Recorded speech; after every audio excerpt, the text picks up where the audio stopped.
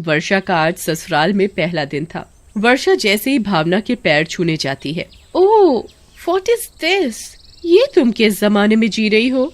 आजकल कोई पैर छूता है क्या? ये मॉडर्न जमाना है, हाय हेलो और हग करने का जमाना। उफ, कवार कहीं की। वहीं सोफे पर बैठा भावना का पति राजीव जोर जोर से हंसने लगता है। फिर तो तुम अपनी दीदी के गले मिल लो वर्षा। वर्षा आगे बढ़ी गले मिलने के लिए, वैसे ही भावना ने नाक सिकोड़ते हुए कहा, बस बस ठीक है ठीक है। फिर वर्षा रसोई घर में काम करने के लिए आ जाती है। वहीं वर्षा का पति भी आ जाता है। वर्षा, तुम भाभी की बातों का बुरा मत मानना। मुझे दीदी की किसी भी बात का बुरा नहीं लगा, कोई बात नहीं। उधर भावना अपने कमरे में अपने बेटे बिट्टू को संभाल रही होती है। क्यों रो रहा है, क्या हुआ तुझे? चुप हो जा, नहीं तो एक थप्पड़ मारूंगी। तभी वर्षा वहाँ आ जाती है। इतने छोटे से बच्चे को भला कोई मारता है क्या दीदी? ये मेरा बेटा है, मैं कुछ भी करूँ इसके साथ? दीदी, बिट्टू मेरा भी कुछ लगता है, मैं उसकी चाची हूँ। मैंने तुमसे पूछा? तुम चाची हो इसकी, माँ बनने की कोशिश मत करो इसकी। बड़ी आई। वर्षा बिट्टू को अपने बेटे की तरह प्यार करती थी, उसका बहुत ध्यान रखती थी। सुबह के वक्त भावना रोटी बना रही होती है और वर्षा बाथरूम में कपड़े धो रही होती है। तभी बिट्टू घुटने के बल रोता रोता भावना के पास जाता है और गोद में आने के लिए जिद करता है। अब क्या हुआ? दिख नहीं रहा मैं रोटी बना रही हूँ? अभी मैं तुझे नहीं ले सकती। बिट्टू तो बस रोए ही जा रहा था। तभी भावना गुस्से से गरम गरम चिमटा बिट्टू को लगा देती है।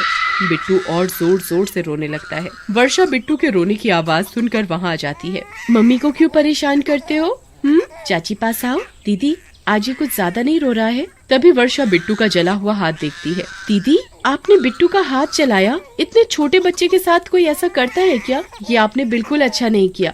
वर्षा बिट्टू को अपने कमरे में ले जाती है। मेरे राजा बेटा को चोट लगी है, अभी हम इस चोट पर दवाई लगाएंगे, फिर ये चोट बिल्कुल ठीक हो जाएगी। तभी कमरे में अमित आ जाता है। क्या हुआ वर्षा, बिट्टू इतना रो क्यों रहा है? पहले आप मुझे एक बात बताइए, मैंने देखा है दीदी बिट्टू को जरा भी प्यार नहीं करती, और तो और बिल्कुल ध्यान ही नहीं देती इतने से छोटे बच्चे पर। वर्षा, भाभी का स्वभाव थोड़ा अलग है, तुम्हें वो बिल्कुल पसंद नहीं करती। भाभी तो अपनी बुआ की लड़की से मेरी शादी कराना चाहती थी, पर मुझे तुम पसंद आ गई, इसलिए वो तुम्हारा गुस्सा बिट्टू पर निकालती हैं। पर इस बेचारे बच्चे की इसमें क्या गलती है? वर्षा बिट्टू को अपने सीने से लगा लेती है और रोने लगती है। एक दिन भावना बिट्टू को छत पर टहला रही होती है और तभी भावना की सहेली का फोन आ जाता है। तो भावना बहुत खुश हो जाती है और बिट्टू को अपनी गोद से नीचे उतार देती है। भावना फोन पर बात करने में इतनी व्यस्त हो जाती है कि उसने ये नहीं देखा कि बिट्टू छत के किनारे तक पहुंच गया है। वर्षा छत पर कपड़े सुखाने आती है तो चिल्ला पड़ती है, बिट्टू! जैसे ही वो बिट्टू को पकड़ती है, भावना उसे देख लेती है और वर्षा को पैर अड़ाकर छत से नीचे गिरा देती है। वर्षा नीचे गिरते ही मर जाती है और तभी एक चुड़ैल बन जाती है। आवाज सुनकर राजीव और अमित भी बाहर आ जाते हैं और आसपास के लोग भी इकट्ठे हो जाते हैं। वर्षा, वर्षा, ये तुम्हें क्या हुआ? तुम मुझे छोड़कर नहीं जा सकती, मुझे छोड़कर तुम नहीं जा सकती वर्षा, नहीं जा सकती।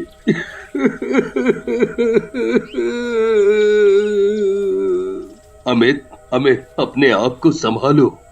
भावना, ये सब कैसे हुआ? उन दोनों को देखकर भावना रोने का नाटक करने लगती है। छत से पैर फिसल गया और नीचे गिर गई। ओह, ये तो मेरी छोटी बहन जैसी थी। वर्षा, तुम मुझे छोड़कर नहीं जा सकती। अच्छा हुआ जब मर गई। सभी लोग वर्षा का अंतिम संस्कार कर देते हैं।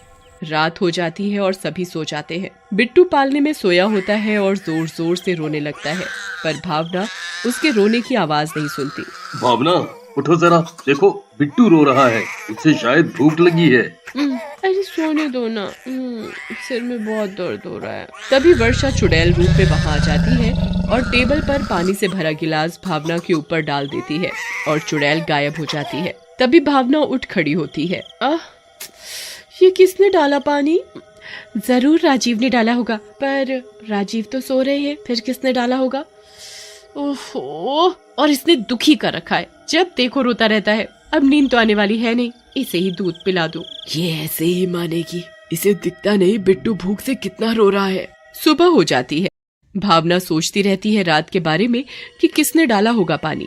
तभी राजीव वहाँ आ जाता है। राजीव, क्या तुमने डाला था पानी रात को मेरे ऊपर? तुम्हारा दिमाग तो ठीक है, मैं भला क्यों डालने लगा तुम्हारे ऊपर पानी? तुम नींद में पानी पी रही होगी तो तुम्हारे ऊपर गिर गया होगा। हो सकता है मुझसे ही गिर गया होगा। भावना रसोई घर में खाना बना रही होती है, फिर पीछे से चुड़ैल आ जाती है। चुड़ैल चिमटा गर्म करती है और नीचे फर्श पर रख देती है। जैसे ही भावना का पैर उस चिमटे पर पड़ता है तो वो जोर जोर से चिल्लाने लगती है। मर गई मैं, ये चिमटा कैसे नीचे गिरा? आइयो, अभी तो वहाँ ऊपर रखा था और ये इतना ये इतना गर्म कैसे हो गया? मेरा पैर जल गया। तूने भी ऐसे ही बिट्टू को जलाया था ना? देखो अब जब जलता है तो कितना दर्द होता है। चुड़ैल वहाँ से चली जाती है और भावना पैर पकड़कर रोती रहती है।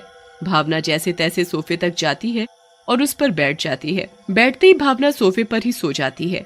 बिट्टू वहीं खेल रहा होता है। चुड़ैल देखती है, बिट्टू को अकेला छोड़कर ये भावना चैन से कैसे सो सकती है? अगर बिट्टू को चोट लग गई तो? बिट्टू अपने मुंह में कुछ उठाकर डाल ना ले। नहीं, मैं ऐसा नहीं होने दूंगी। चुड़ैल बिट्टू को उठाकर कमरे में ले जाती है और उसके साथ खूब खेलती है। बिट्टू भी खूब खेलता है अपनी चुड़ैल चाची के साथ। फिर खेलकर चुड़ैल की गोद में ही सो जाता है। चुड़ैल उसे वहीं बिस्तर पर सुला देती है। अरे, ये तो अभी तक सो रही है। चुड़ैल भावना को सोफे से जोर का धक्का देती है। मर गई रे मैं, हाय, आइयो, बड़ी जोर का गिरी। कौन है? किसने गिराया मुझे? भावना उठकर इधर उधर देखती है पर वहाँ कोई नहीं होता। किसी ने तो दिया मुझे धक्का। तभी भावना को याद आता है कि बिट्टू कहाँ गया।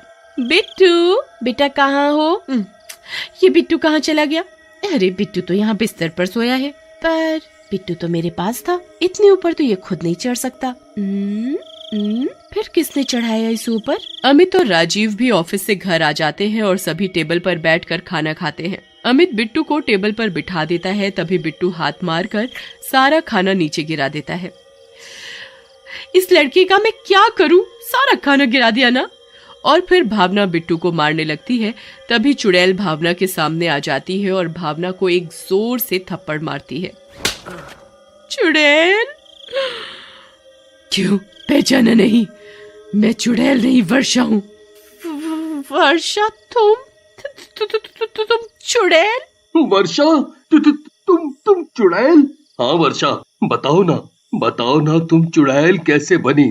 तुम्हारा तो हमने विधि विधान से अंतिम संस्कार कर दिया था, उसके बाद भी तुम ये?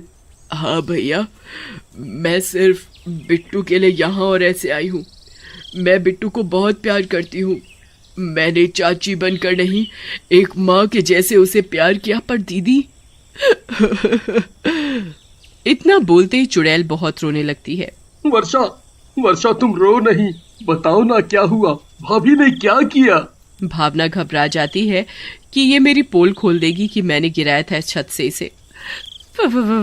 वर्षा, मेरी प्यारी बहन, तुम्हें बिट्टू बहुत याद करता है।